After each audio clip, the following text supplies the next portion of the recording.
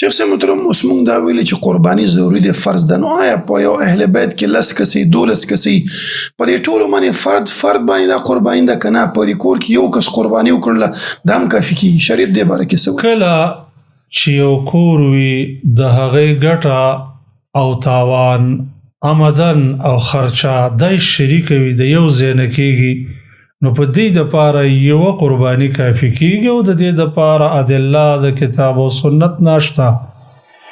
اول د هغې نه نبی کریم صلی الله علیه وسلم به هغه په باره کې راځي ضحى رسول الله صلی الله علیه وسلم بکبشین اقرنین املحین، نو یو چې ذبح کو نو په دغه کې داسې ویل چې هذا عن محمد صلی الله علیه وسلم وعن اهل بیته، او د دویم کې ویل چې هذا عمن لم يضح من امتی.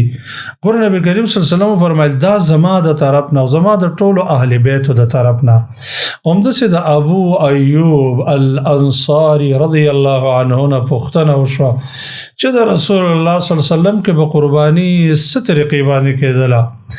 هغه جواب وکړ چې د الله د نبی په دور کې به یو اضحیه د ټول اهل بیتو نه کافي کېدله. اوس په قربانۍ کې خلکو د یو بل سره فخر شروع کړ، مباحات شروع کړ، یو بل سره مقابلې شروع کړې، حال دغه شو چې د عبادت هغه روح خلکو ختم کړ او دا سره سره چې د فخریه اندازې اختیار کا.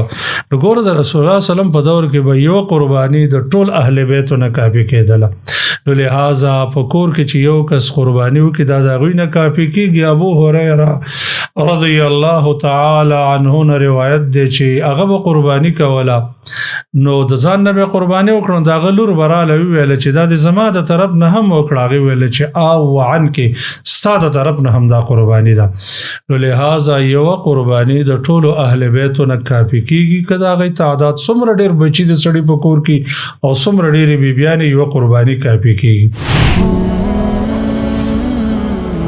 Don't forget to like, share and subscribe.